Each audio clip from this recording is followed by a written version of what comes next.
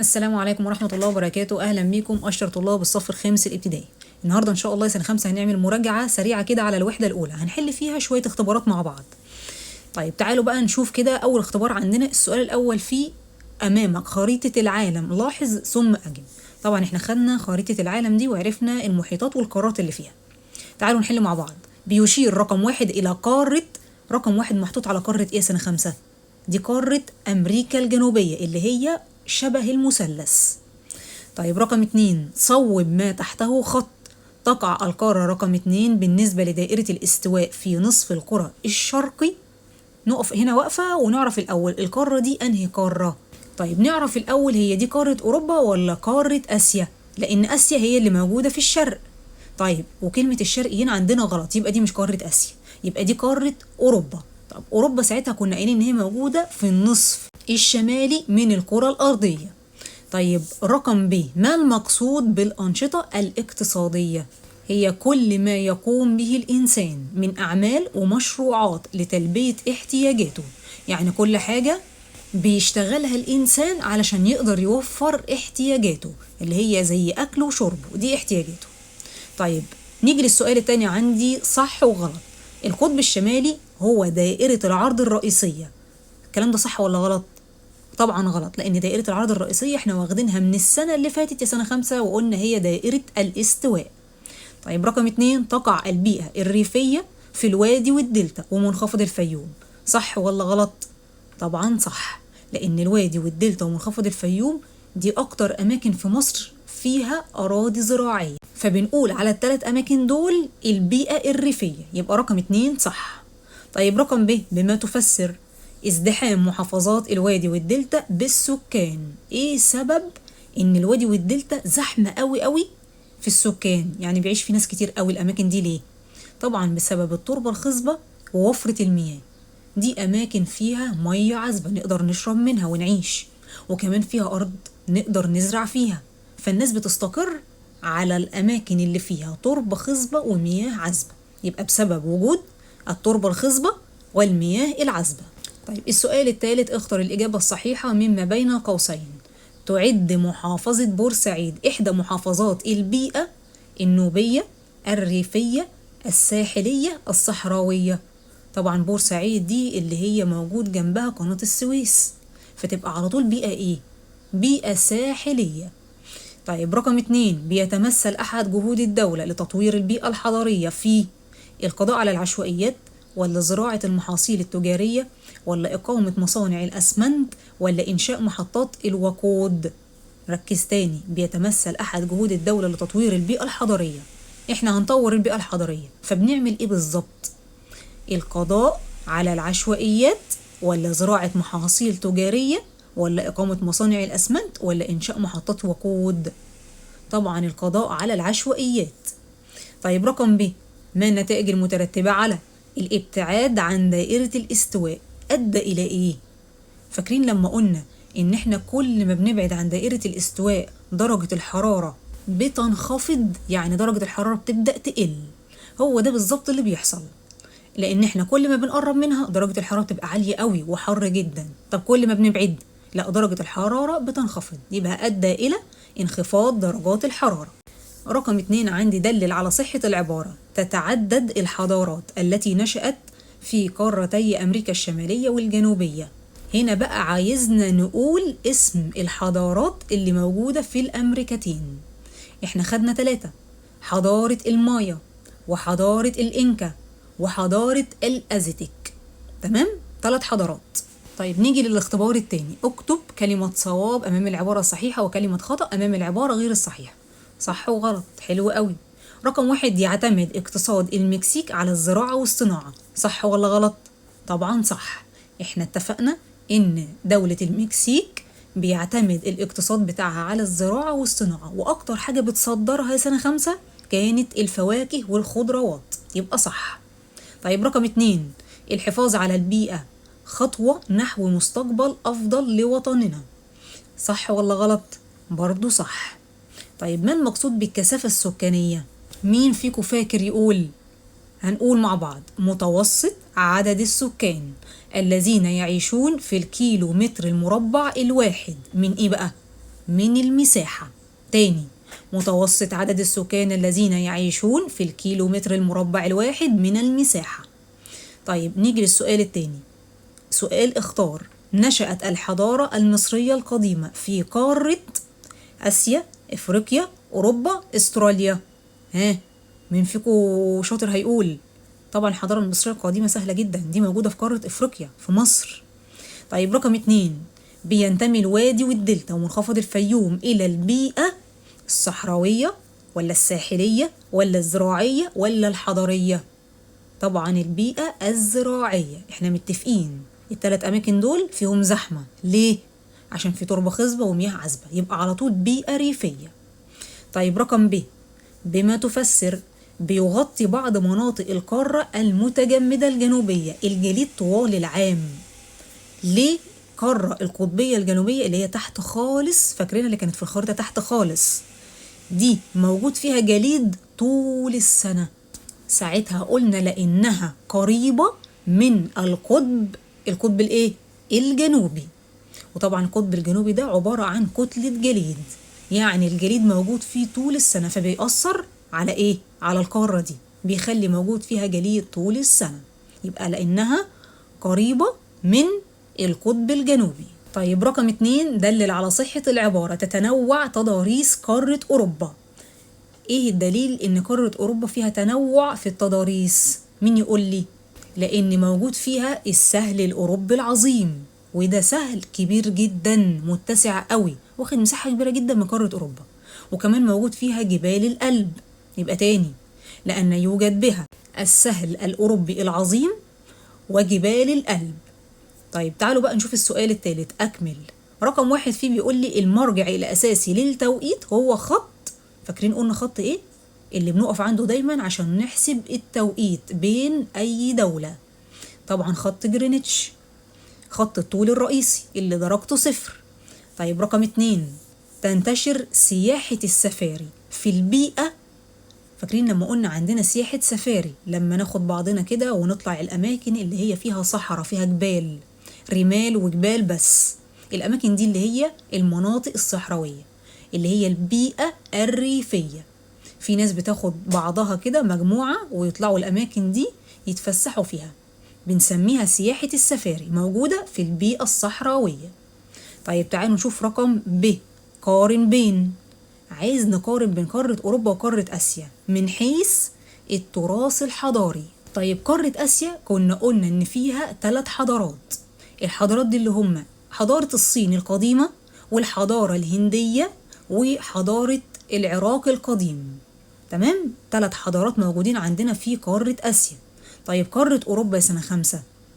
قارة أوروبا موجود فيها حضارتين مهمين قوي برضو، الحضارة اليونانية والحضارة الرومانية، ودي كانت في عصور قديمة جدا موجودة في قارة أوروبا. يبقى عندي في آسيا 3 حضارات، الصين القديمة، العراق القديم، الحضارة الهندية. طيب في أوروبا الحضارة اليونانية والحضارة الرومانية. طيب تعالوا مع بعض نحل الاختبار الثالث. السؤال الأول عندي خريطة مصر. طيب تعالوا نشوف كده. رقم 1 بيقول لي بيشير رقم 1 إلى إحدى المحافظات الحضرية، وهي، نبص كويس قوي على رقم 1، دي محافظة حضرية اسمها إيه بقى؟ دي محافظة بورسعيد. يبقى رقم 1 عندي محافظة حضرية وهي بورسعيد. طيب رقم 2 اختر بينتشر بالمحافظة رقم 2 نشاط. بصوا كويس الأول على رقم 2 بعد كده نعرف ده نشاط إيه. طيب رقم 2 محطوطة على محافظة المنوفية، واحنا اتفقنا ان محافظة المنوفية دي فيها زراعة، فيها تربة خصبة، يبقى على طول بينتشر فيها نشاط الزراعة. طيب رقم ب، ما العلاقة بين القطبين والمناطق الباردة؟ احنا عارفين يا سنة 5 ان القطبين دي اماكن باردة جدا، يعني المناطق الباردة دي دايما بتكون حول القطبين. يعني ايه؟ يعني بتنخفض فيها درجة الحرارة جدا. طيب الإجابة هتكون إيه دلوقتي يا ميس؟ هنقول تقع المناطق الباردة حول القطبين حيث تنخفض درجات الحرارة. طيب نيجي للسؤال التاني، صح وغلط. احترام ثقافة الآخرين من أساسيات الأمن المجتمعي والقيم الأخلاقية؟ طبعا صح. طيب رقم 2، الكثافة السكانية بتساوي مساحة المحافظة مقسومة على عدد السكان؟ غلط، العكس، بنعمل عدد السكان على ايه؟ على مساحة المحافظة. طيب ما المقصود بمنطقة حرارية؟ حد فيه كان فاكر كده؟ المقصود بالمنطقة الحرارية هي مساحة على الكرة الأرضية تتشابه في خصائصها المناخية. تاني، مساحة على الكرة الأرضية تتشابه في خصائصها المناخية، يعني مكان كده موجود على الكرة الأرضية، كل الخصائص المناخية بتاعته واحدة، يعني الحرارة واحدة، الرياح واحدة، الأمطار واحدة، حتى البرودة واحدة. هتلاقي الخصائص المناخية بتاعته كلها شبه بعض، متشابهة. طيب نيجي للسؤال الثالث أكمل. تقع قارة أمريكا الجنوبية بأكملها في نصف الكرة الأرضية الإيه بقى؟ الغربي، موجودة في نصف الكرة الأرضية الغربي. طيب رقم 2، بيمثل كل 15 خط طول فرقا زمنيا مقداره كام دقيقة؟ طبعا 60 دقيقة، اللي هي ساعة واحدة. بس هنا هو كاتبها كام بالدقيقة بالظبط، ممكن حد يكتبها ساعة واحدة وممكن حد يكتبها 60 دقيقة. طيب رقم ب، بما تفسر أهمية البيئة الصحراوية. إيه هي أهمية البيئة الصحراوية؟ بتعتبر مصدر للمعادن وكمان مصادر الطاقة وكمان المحاصيل زي الزيتون والنخيل، وتعتبر كمان مكان للسياحة البيئية.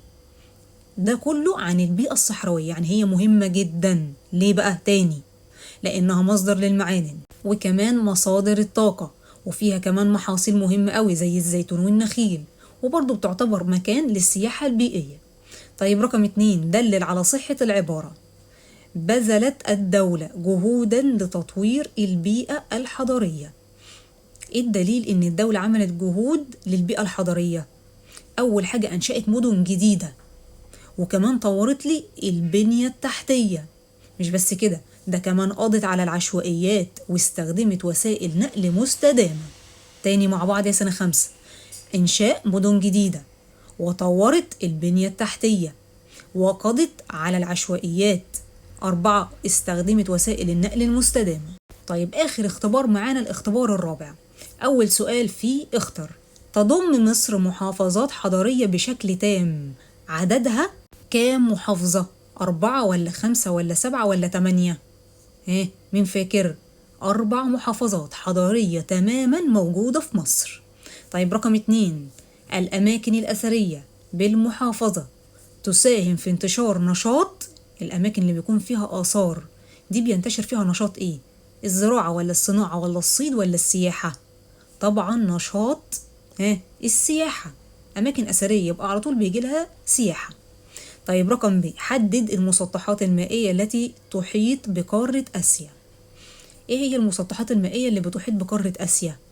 عندنا المحيط الهندي من الجنوب، المحيط الهادي من الشرق، والمحيط المتجمد الشمالي موجود في الشمال. يبقى تاني مع بعض، المحيط المتجمد الشمالي في الشمال، وكمان عندي المحيط الهادي في الشرق، والمحيط الهندي ده موجود في الجنوب. طيب السؤال التاني عندي، اكتب ما تشير إليه كل عبارة. البيئة التي شيدها الإنسان وتشمل المدن والمناطق العمرانية وتتأثر بالتغيرات التكنولوجية والاجتماعية. دي بأنهي بيئة؟ البيئة الحضرية هي اللي بتتأثر بالتغيرات التكنولوجية والاجتماعية، والإنسان هو اللي بيبني المناطق العمرانية بتاعته.